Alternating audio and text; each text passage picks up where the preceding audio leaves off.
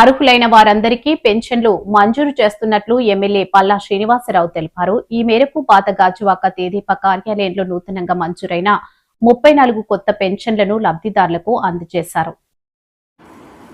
ఈ సందర్భంగా మాట్లాడుతూ దివ్యాంగులు, వితంతువులు, ఒంటరి మహిళలు, వృద్ధులకు పింఛన్లు మంజూరు చేశామని, ఎన్నికల్లో ఇచ్చిన హామీ మేరకు ఆ మాట నిలబెట్టుకుంటున్నామని చెప్పారు. కూటమి పాలనలో అన్ని వర్గాలకు సమాన న్యాయం జరుగుతుందని అన్నారు. పేదరికాన్ని రూపుమాపేందుకు గాను ముఖ్యమంత్రి చంద్రబాబు రాష్ట్రంలో P4 విధానాన్ని అమలు చేశారని తెలిపారు.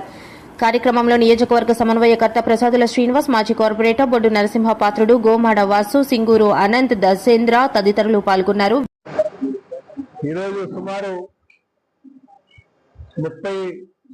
34 పెన్షన్స్ శాంక్షన్ చేయడం జరిగిందండి. అందులో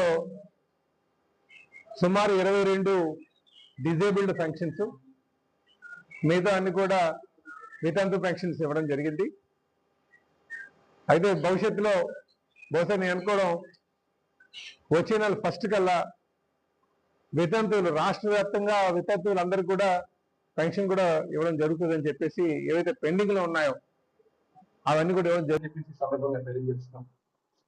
పేదవాడికి అండగా ఉండాలి, ఆర్థిక భరోసా కల్పించాలి, వాళ్ళ కష్టంలో మన భాగస్వామ్యం కావాలి, ఆ కష్టం తీరడాంట్లో మన భాగస్వామ్యం కావాలి అని ఏదైతే గౌరవ ముఖ్యమంత్రి గారు అలాగే ఉప ముఖ్యమంత్రి గారు భావిస్తున్నారో, అందుకే 1వ తారీఖున ఎన్ని ఇబ్బందులు ఉన్నా సరే మరి సుమారు 2,700 కోట్ల రూపాయలు సమానమే 63 లక్షలు 15,000 మందికి, ఇంకా ఈ జూన్ 1 నుంచి ఇంకొక 1,50,000 దాకా కూడా ఈ వితంతు పెన్షన్ యాడ్ అవుతుందని చెప్పి ఈ సందర్భంగా తెలియజేస్తున్నాం.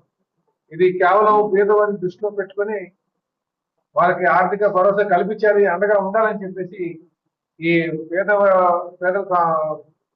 సేవలు అనే కార్యక్రమాన్ని తీసుకోవడం జరిగిందని చెప్పి ఈ సందర్భంగా తెలియజేస్తున్నాం. నమస్కారం.